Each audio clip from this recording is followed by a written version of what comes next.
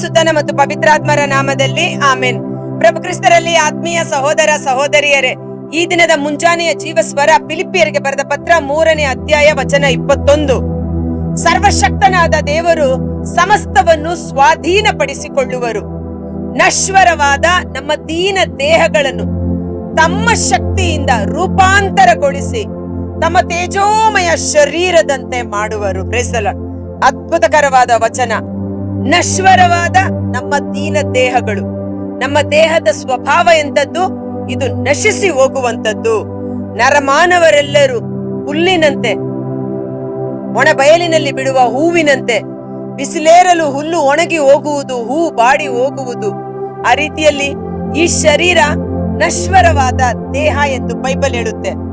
ಅದೇ ವಾಕ್ಯದಲ್ಲಿ ನೋಡ್ತೇವೆ, ಅಂತ ನಾಶನಕ್ಕೆ ತಯಾರು ಮಾಡಲ್ಪಟ್ಟ ಅಥವಾ ನಶಿಸಿ ಹೋಗುವ ಈ ದೇಹಗಳನ್ನು ತಮ್ಮ ಶಕ್ತಿಯಿಂದ, ದೇವರೇ ತಮ್ಮ ಅದ್ಭುತಕರವಾದ ಮಹಿಮೆಯ ಶಕ್ತಿಯಿಂದ ರೂಪಾಂತರಗೊಳಿಸಿ ತಮ್ಮ ತೇಜೋಮಯ ಶರೀರದಂತೆ ಮಾರ್ಪಡಿಸುವರು. Praise the lord.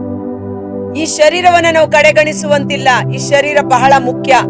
ಇದು ನಶ್ವರವಾಗುವ ಶರೀರ, ಪಾಪ ಸ್ವಭಾವದ ಶರೀರ.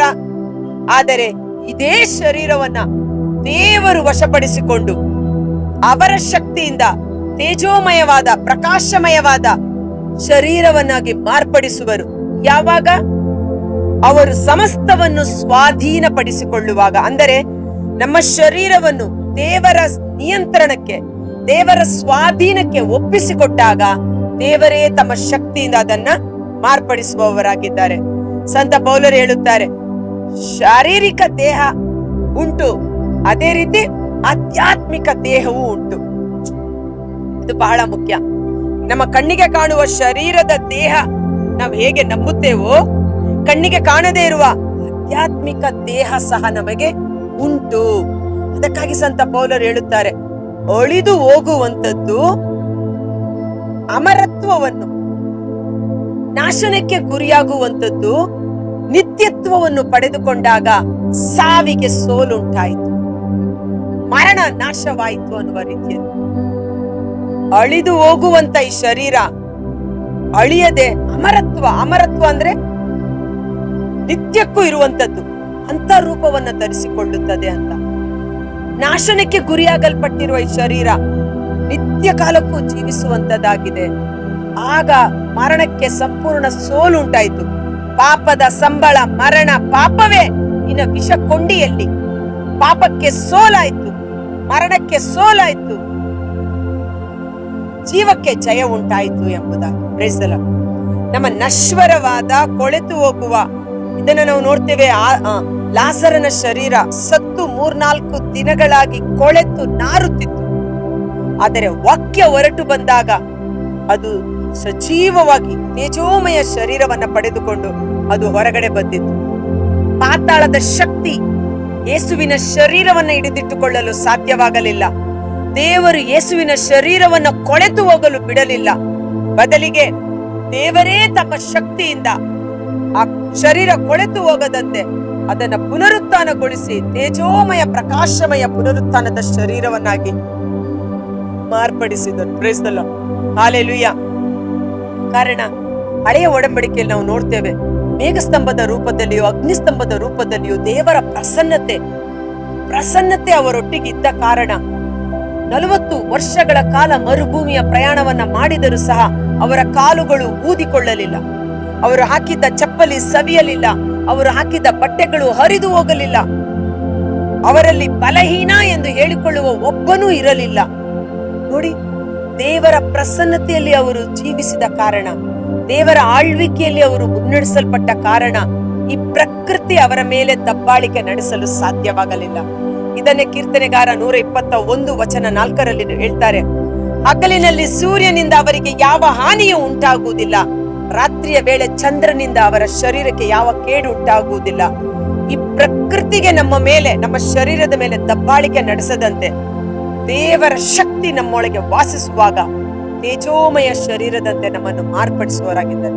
ಇವತ್ತು ಅನೇಕರಿಗೆ ಸ್ವಲ್ಪ ಬಿಸಿಲಿಗೆ ಹೋದ್ರೆ ಸನ್ಬರ್ನ್, ಸನ್ ಸ್ಟ್ರೋಕ್ ಅಥವಾ ತಲೆ ಸುತ್ತು, ತಲೆ ಚಕ್ಕರು ಆಗಲ್ಲ. ಇನ್ ಕೆಲವರಿಗೆ ಮಳೆ ಬಂತು ಅಂದ್ರೆ ಸಾಕು ಕೋಲ್ಡು, ಕೆಮ್ಮು, ಶೀತ ಆಗಲ್ಲ. ಅಂದ್ರೆ ಅಷ್ಟು ಇಮಿಡಿಯೇಟ್ ಆಗಿ ಈ ಪ್ರಕೃತಿ ಅವರ ಶರೀರದ ಮೇಲೆ ದಬ್ಬಾಳಿಕೆ ನಡೆಸ್ತಾ ಇರುತ್ತೆ.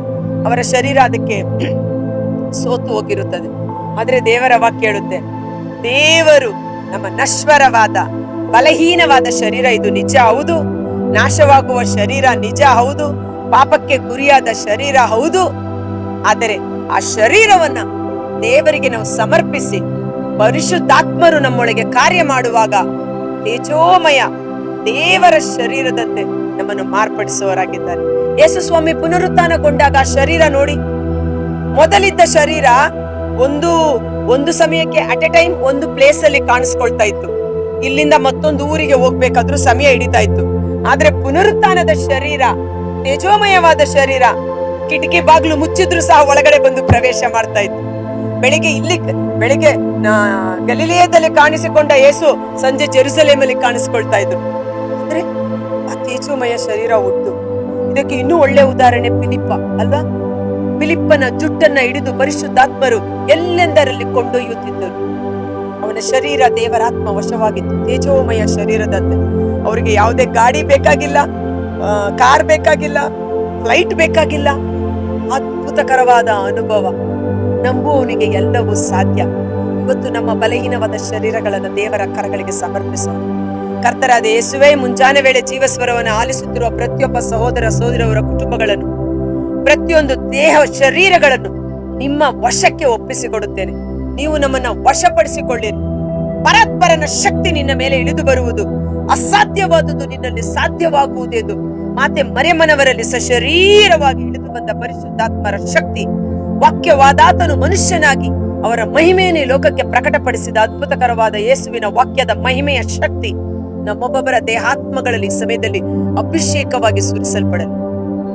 ನಮ್ಮ ನಶ್ವರವಾದ, ರೋಗಗ್ರಸ್ತವಾದ, ಬಲಹೀನವಾದ, ಕುಗ್ಗಿ ಹೋಗಿರುವ, ನಾಶನದ ಕಡೆಗೆ ಹೋಗುತ್ತಿರುವ ಈ ಶರೀರ ನಿಮ್ಮ ಶಕ್ತಿಯಿಂದ ತೇಜೋಮಯವಾದ ಶರೀರವಂತೆ ಮಾರ್ಪಡಿಸಿ ನಿಮ್ಮ ನಾಮದ ಮಹಿಮೆಗಾಗಿ ಉಪಯೋಗಿಸಲ್ಪಡುವಂತೆ ಯೇಸುವಿನ ಅದ್ಭುತಕರವಾದ ನಾಮದಲ್ಲಿ ಪ್ರಾರ್ಥಿಸಿ ಬೇಡಿ ಹೊಂದಿಕೊಳ್ಳುತ್ತೇವೆ. ಆಮೆನ್.